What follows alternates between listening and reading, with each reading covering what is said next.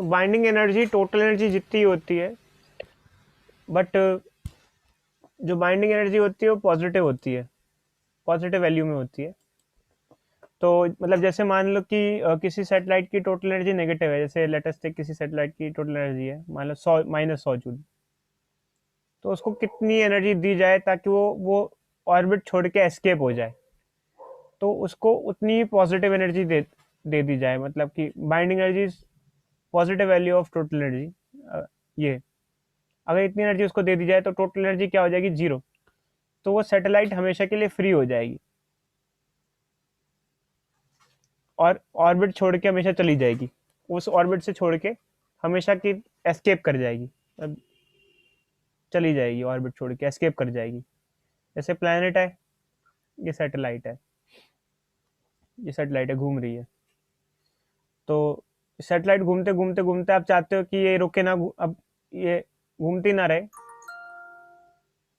मान लो आप चाहते हो कि ये सैटेलाइट घूम रही है, घूमते घूमते ये एस्केप कर जाए। अगर इसकी टोटल एनर्जी -G mm/2 है, तो इसको आप एनर्जी दो उतनी ही पॉजिटिव में, मतलब कि पॉजिटिव G mm/2। अगर आप उसको इतनी पॉजिटिव एनर्जी दोगे तो नेट एनर्जी 0 हो जाएगी और वो सैटेलाइट क्या कर जाएगी, एस्केप कर जाएगी। कोई डाउट बोलो भाई, बोलो बोलो बोलो, अरे बोलो भाई बोलो। हेलो। No sir. इसे कहते हैं बाइंडिंग एनर्जी। बाइंडिंग एनर्जी और टोटल एनर्जी बराबर ही होती है, और बस साइन का फर्क होता है, उसे बाइंडिंग एनर्जी कहते हैं बच्चों। अब इसके अलावा एक कॉन्सेप्ट और सैटेलाइट में इंपॉर्टेंट होता है बच्चों। मान लो कि एक सैटेलाइट में हमने थ्रस्टर लगा दिए। थ्रस्टर्स क्या करते हैं, उसको एनर्जी दे सकते हैं। मान लो थ्रस्टर्स लगे हुए एक सैटेलाइट में, मान लो हमें सैटेलाइट का ऑर्बिट ही चेंज करना है, इसका रेडियस चेंज करना है। हम थ्रस्टर ऑन करेंगे, हमें कुछ वर्क करना पड़ेगा, कुछ एनर्जी देनी पड़ेगी भाई, कुछ इसका ऑर्बिट बदलने के लिए हमें, मतलब इस ऑर्बिट में काम नहीं है, हमें इस ऑर्बिट में चाहिए सैटेलाइट, प्लांट करनी है, दूसरे ऑर्बिट में प्लांट करनी है, जिसका रेडियस R2 है। तो कितना एनर्जी चाहिए होगी सैटेलाइट का के थ्रस्टर्स को उसका ऑर्बिट चेंज करने के लिए। तो ये जो एनर्जी होगी या जो वर्क डन करना पड़ेगा कह सकते हैं इस प्रोसेस में, वो होगा चेंज इन टोटल एनर्जी, इसके बराबर होगा। या इतना नेट एनर्जी चेंज होगा।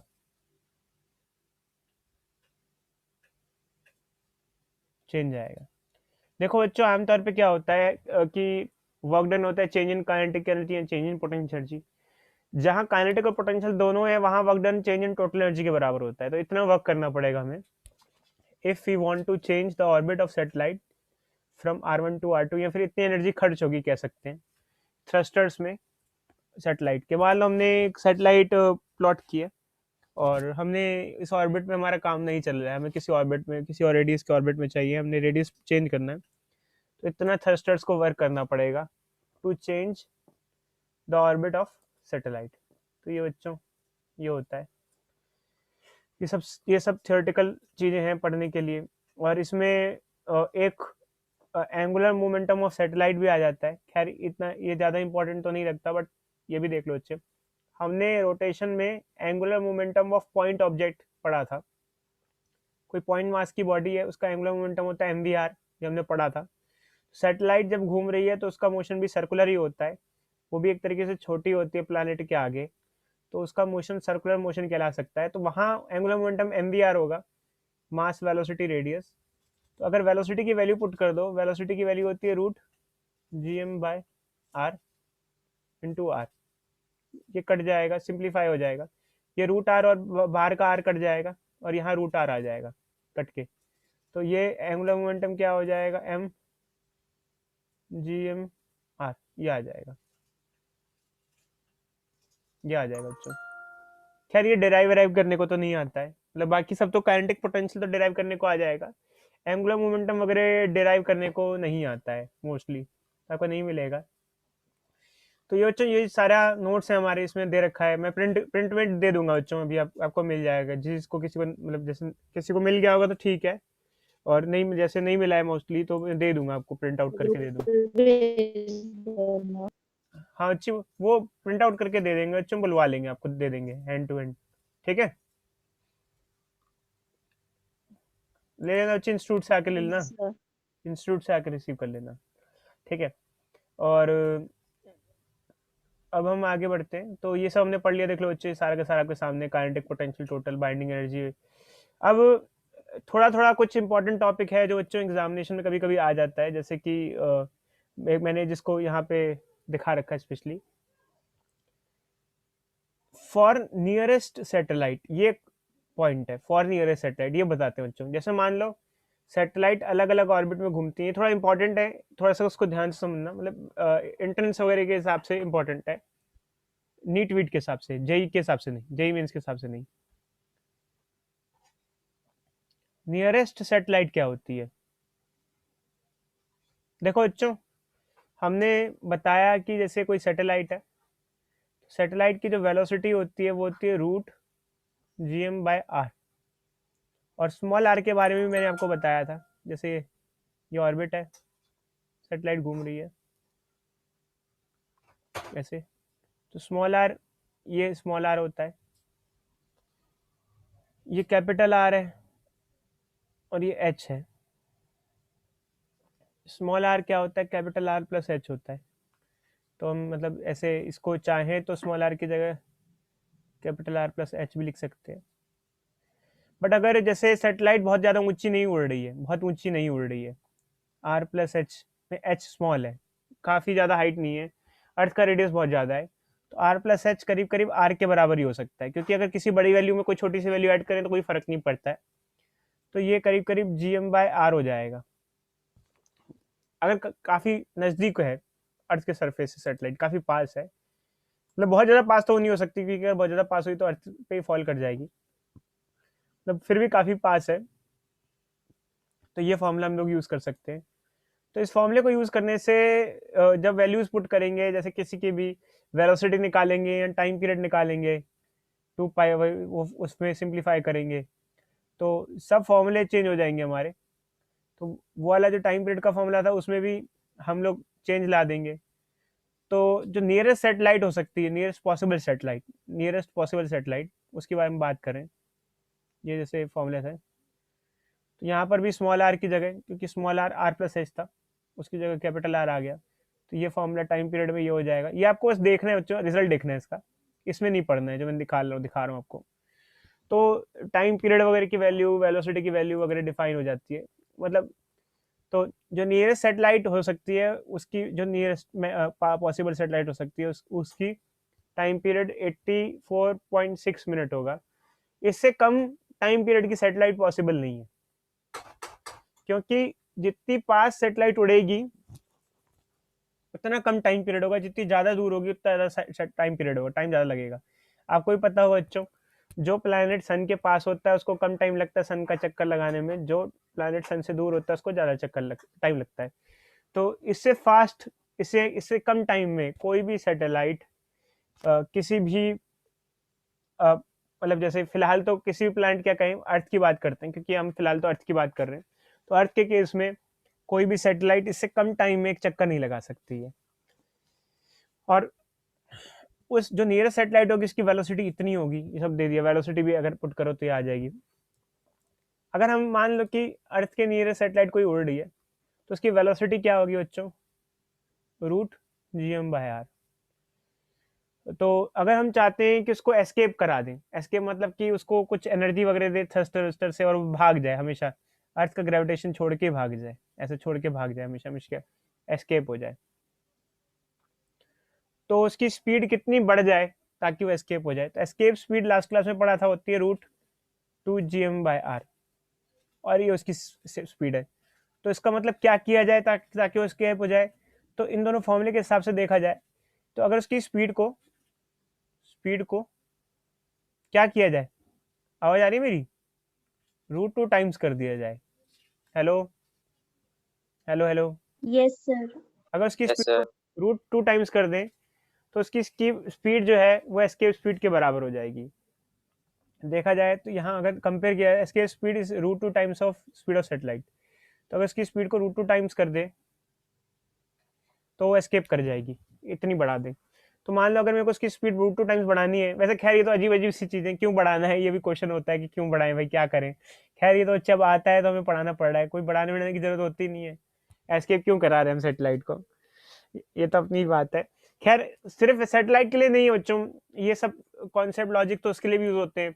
आपने कई बार सुना होगा कि हमें कोई चीज, जैसे मंगलयान इंडिया ने भेजा था, तो आपने सुना होगा कि वो घुमा घुमा के भेजा गया था, याद है आपको, मूवी में आपने सुना होगा घुमा घुमा के। Yes sir. तो जब घुमा रहे थे तो ऐसे नहीं घुमा रहे थे कि घूमती रहे, घुमा रहे थे तो थ्रस्टर ऑन कर रहे थे। थ्रस्टर ऑन करने से उसका एनर्जी मिलके उसका रेडियस बढ़ता जा रहा था, बढ़ता जा रहा था, और थ्रस्टर ऑन करने का उसको एस्केप करा दिया हमने, अर्थ से बाहर भगा दिया था एक्चुअली थ्रस्टर से।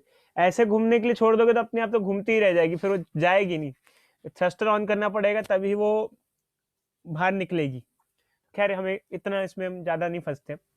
तो √2 टाइम्स वेलोसिटी बढ़ा दें तो एस्केप हो जाएगी। अब √2 टाइम्स बढ़ाने का मतलब क्या है कि कितना परसेंटेज चेंज कितना होगा, अगर हम परसेंटेज चेंज की भाषा में पढ़े तो इसका मतलब क्या है, इनिशियली देखा जाए तो GM/R था, एंड फाइनली जो हम कर रहे हैं वो एस्केप स्पीड के बराबर ही कर रहे हैं ताकि वो एस्केप हो जाए इतना। परसेंटेज चेंज होता है change in value, initial value into 100। Change कितना करना है इन दोनों को माइनस कर देंगे,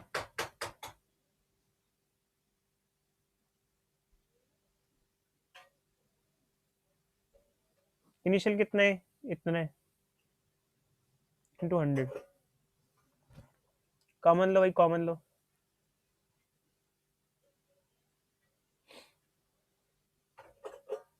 GM/R √2 - 1 GM/R इंटू 100। ये क्या आ जाएगा, 1.41 - 1 इंटू 100,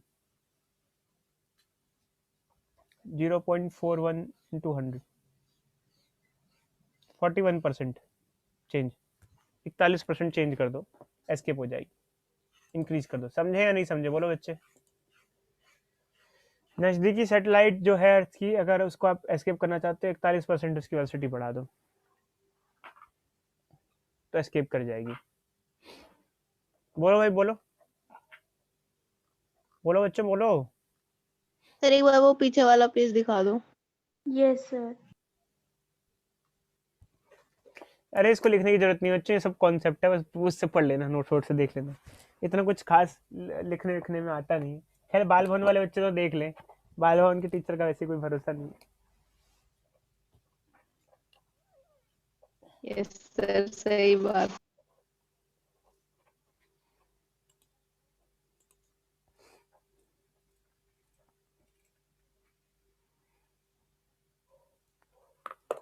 करें भाई आगे बढ़े, यस सर। चलो भाई आगे बढ़ते हैं। अब बच्चों आपके सामने कुछ ग्राफ दिख रहे होंगे, इसका नाम है energy distance graph of satellite.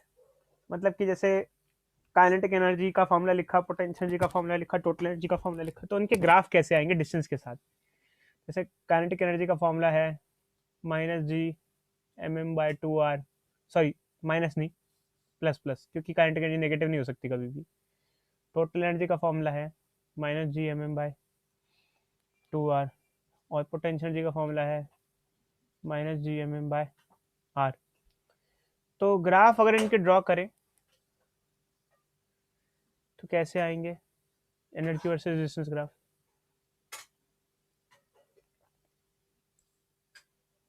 Distance, तो देखो ग्राफ कुछ इस प्रकार से आएंगे, 1 2 3, ये हुआ काइनेटिक का, ये हुआ टोटल का, ये हुआ पोटेंशियल का। बताओ क्यों, ऐसे क्यों आए ग्राफ, कोई बच्चा बताएगा। काइनेटिक एनर्जी पॉजिटिव है तो वो ऊपर की साइड बनेगा। शाबाश बच्चे, पॉजिटिव ऊपर रहेगा और वो दोनों नीचे नेगेटिव हैं तो नीचे की साइड रहेंगे, और एक में अपॉन में 2 लगा हुआ है और एक में नहीं लगा हुआ, तो ऐसे ग्राफ होंगे। अच्छा बच्चे, हम अगर अगर आपसे पूछें डिस्टेंस के चेंज होने के साथ काइनेटिक एनर्जी कैसे चेंज हो रही है, टोटल एनर्जी कैसे चेंज हो रही है, पोटेंशियल एनर्जी चेंज कैसे चेंज हो रही है, तो क्या बोलना चाहोगे आप? अगर डिस्टेंस बढ़ रहा है तो उसके साथ साथ काइनेटिक एनर्जी क्या हो रही है, पोटेंशियल एनर्जी क्या हो रही है, टोटल एनर्जी क्या हो रही है? सर काइनेटिक एनर्जी कम हो रही है और टोटल एनर्जी और पोटेंशियल एनर्जी बढ़ रही है। शाबाश बच्ची। बट हम आपसे क्वेश्चन पूछते हैं, टोटल एनर्जी ये है, ये होती है बच्चों, तो डिस्टेंस और टोटल एनर्जी तो इन्वर्सली प्रोपोर्शनल हुए, तो दोनों एक साथ कैसे बढ़ रहे हैं? बोलो बोलो भाई बोलो। सर एक बार फिर से रिपीट करना। टोटल एनर्जी और डिस्टेंस तो इन्वर्सली प्रोपोर्शनल दिख रहे हैं इस फॉर्मूले में। इन्वर्सली में एक साथ तो बढ़ते नहीं है, फिर यहाँ एक साथ क्यों बढ़ रहे हैं? रेडियस बढ़ रहा है तो डिस्टेंस बढ़ रहा है, तो टोटल पोटेंशियल एनर्जी बढ़ रही है, आप कह रहे हो और हम भी कह रहे हैं ठीक है सही है, ऐसा क्यों? सर नेगेटिव साइन की वजह से। सर नेगेटिव है इसमें। नेगेटिव साइन की वजह से। अगर इनवर्स में नेगेटिव साइन हो तो अलग ही केस हो जाता है, वो यही वाला केस हो जाता है। अगर इनवर्स हो तो मतलब इनवर्सली प्रोपोर्शनल तो एक बढ़ेगा एक घटेगा, बट नेगेटिव साइन हो तो फिर अलग उल्टी कहानी है, रिवर्स। समझे? तो ये है बच्चों। ठीक है, अब आगे बढ़ते हैं। कहाँ गए कहाँ गए? हाँ, यहाँ आ गए। ठीक है, हो गए हो गए। अब बच्चों कुछ सैटेलाइट्स काफ़ी इंपॉर्टेंट होती हैं, उनका कुछ नाम होता है। जैसे एक सैटेलाइट, उसका नाम है जियो स्टेशनरी सैटेलाइट। हमारे इंडिया ने बहुत सारी जियो स्टेशनरी सैटेलाइट प्लॉट कर रखी हैं। जियो स्टेशनरी सैटेलाइट वो होती है जो एक कंट्री के हमेशा ऊपर रहे, हमारी, हम जैसे जैसे मूव कर रहे हैं वो हमारे साथ साथ मूव कर रही है। एक्चुअली क्या होता है, जैसे अर्थ का टाइम पीरियड 24 आवर होता है, हम उसको सबसे पहले अपनी कंट्री के ऊपर प्लॉट कर देंगे और ऐसे ऑर्बिट में प्लॉट करेंगे ताकि उस सैटेलाइट का टाइम पीरियड भी 24 आवर हो। जैसे हमारा हमारे साथ ऐसे ऐसे घूमती रहे, जैसे जैसे हमारा कंट्री घूम रहा है वो हमारे कंट्री के ऊपर ही रहे। अर्थ का टाइम पीरियड 24 आवर है, अगर उसका टाइम पीरियड भी 24 आवर रहा तो वो हमारे साथ साथ घूमेगी, हमारे ऊपर ही रहेगी हमेशा। क्यों ऐसी सैटेलाइट की जरूरत क्यों है? इसकी जरूरत है कि वो हमेशा हमारे ऊपर है, हमारी कंट्री का वेदर फोरकास्ट देखती रहे कंटिन्यूसली, कम्युनिकेशंस में काम आए हमारे लिए, ब्रॉडकास्ट वगैरह में काम आए, और अपनी कंट्री की स्पेशल स्टडी के लिए पूरी वो डेडिकेटेड होती है जियो स्टेशनरी सैटेलाइट। तो अगर आपको इंडिया में जैसे हम लोग हैं, हमें कोई जियो स्टेशनरी सैटेलाइट ऑर्बिट में प्लॉट करनी है तो उसको अर्थ के सेंटर से इतनी ऊपर प्लॉट करना पड़ेगा, उसका रेडियस ये होगा, तब जाके उसका टाइम पीरियड 24 आवर होगा कैलकुलेशन के हिसाब से। तो हम उसी रेडियस में प्लॉट करते हैं हमारी अर्थ से ऊपर, ताकि वो अर्थ के मतलब हमारी कंट्री की ऑब्जर्वेशन कंटिन्यूसली करता रहे, हमारी कंट्री के ऊपर ही रहे हमेशा, और उसकी ऑर्बिटल स्पीड ये होगी, ये सब पैरामीटर्स हैं। और इंडिया की बहुत सारी सैटेलाइट जियो स्टेशनरी सैटेलाइट्स हैं। जियो सैटेलाइट के अलग अलग यूजेस हैं। ऐसे ही एक पोलर सैटेलाइट्स होती है, पोलर सैटेलाइट थोड़ी अलग होती है, ये पोल्स के चक्कर लगाती है। जैसे ये सैटेलाइट है, ये नॉर्थ और साउथ पोल के चक्कर लगाती है, इसका अलग काम है, इसका सर्वेलेंस वगैरह काम है, ऐसे यूं यूं चक्कर लगाती है। किसी दूसरी कंट्री में तांग झांक करनी है, जैसे जो लोग बच्चे पड़ोसी के घर में झांकते हैं, वो एक तरीके से पोलर सैटेलाइट का काम करते हैं। इधर उधर झांक तांक करनी है तो पोलर सैटेलाइट, और अपने से मतलब है तो जियो से सैटेलाइट अपनी कंट्री के ऊपर छोड़ दो। समझे या नहीं समझे बच्चों? बोलो hello. Yes sir. Yes sir. Polar satellite poles पे चक्कर लगाती है तो उसका व्यू काफ़ी ज़्यादा आ जाता है, अलग अलग कंट्री देख पाती है वो। तो खैर वैसे तो इतना ज़्यादा हम बच्चे इसका डिस्कशन नहीं कर रहे हैं, बस थोड़ा बहुत बता रहे हैं कि अर्थ की मैपिंग वगैरह में काम आती है, या जो भी है इन्वायरमेंटल स्टडी वगैरह में काम आती है पूरी की पूरी, ये सब है। तो इतना ही आता है नहीं, बाकी कट गया बच्चों, कैपलर्स लॉ वगैरह कट गया है, पीछे सब कट गया है नहीं। अब हम दो तीन चीज़ें और पढ़ लेते हैं। हमने लास्ट क्लास में एस्केप स्पीड पढ़ाया था आपको। हमने बताया था कि अगर किसी चीज़ को अर्थ पे 11.2 किलोमीटर पर सेकंड से थियोरेटिकली फेंका जाए तो हमेशा एस्केप हो जाएगा और वापस अर्थ पे नहीं आएगा। और हमने बताया था कि अगर एस्केप स्पीड से फेंकते हैं, ठीक एस्केप स्पीड से फेंकते हैं तो दूर जाते आते आते आते वो रेस्ट पे आ जाएगा। बट कई बार एक क्वेश्चन आता है कि अगर एस्केप स्पीड से ज़्यादा स्पीड से फेंके तो क्या होगा। एस्केप स्पीड से ज़्यादा स्पीड से फेंके तो रुकेगा नहीं, चलेगा, बट उसकी स्पीड स्लो हो जाएगी, रिलेटिवली स्पीड स्लो हो जाएगी। बट उसमें क्या होगा कि एक टाइम बाद स्पीड चेंज होना बंद हो जाएगी, क्योंकि अगर वो अर्थ के इन्फ्लुएंस से बाहर निकल गया तो फिर वो कांस्टेंट स्पीड से आगे जाके कांस्टेंट स्पीड से चलता रहेगा। इसको इंटरस्टेलर स्पीड कहते हैं। क्या कहते हैं बच्चों? Interstellar speed. stellar speed. Interstellar movie आई थी एक, interstellar, interstellar speed. Yes, sir. और इसकी डेरिवेशन वगैरह होती है जो कि हमें पढ़नी नहीं है। इंटरस्टेलर स्पीड का फॉर्मूला ये होता है, v interstellar is equal to under root v का स्क्वायर माइनस v एस्केप का स्क्वायर। लिख देते हैं अच्छा यहाँ पे, v interstellar is equal to v का square minus v escape square. क्या है? जैसे मान लो मैंने किसी बॉडी को 3 गुना एस्केप स्पीड से फेंका, जो कि ऐसे पॉसिबल नहीं हो सकता है, खैर, क्योंकि कहने के नाम पे तो कुछ भी हो सकता है। कहने के नाम पे तो मैं अमिताभ बच्चन हूँ, ऐसा मैं कह सकता हूँ, तो कहने के नाम पे कुछ भी हो सकता है। तो अच्छा मान लो कि हमने किसी चीज को 3 टाइम्स ऑफ एस के स्पीड से फेंका, तो हमने अभी पुट कर दिया यहाँ पर, तो क्या होगी इंटरस्टेलर स्पीड उसकी? 3v का स्क्वायर क्या हो जाएगा? 9 एस्केप वेलोसिटी का स्क्वायर माइनस एस्केप वेलोसिटी का स्क्वायर। क्या हो जाएगा? √8 एस्केप वेलोसिटी का स्क्वायर। क्या आ जाएगा? √8 क्या होता है? 2√2 एस्केप वेलोसिटी। तो ये 2√2 एस्केप वेलोसिटी क्या होती है? 11.2 किलोमीटर पर सेकेंड। तो मतलब कि जब वो अर्थ के इन्फ्लुएंस से एस्केप हो जाएगा, फिर भी वो इतनी स्पीड से कॉन्स्टेंटली चलता रहेगा। समझे या नहीं समझे? इंटरस्टेलर स्पेस में बोलो भाई, बोलो। Yes, sir. लिख लो भाई, लिखना बच्चों, लिख लो। Interstellar speed.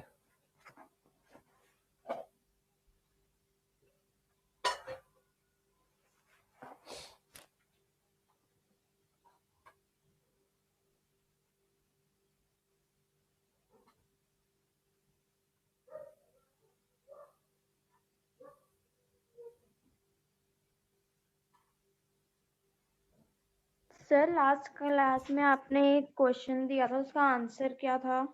कौन सा क्वेश्चन बच्ची? एस्केप वेलोसिटी का।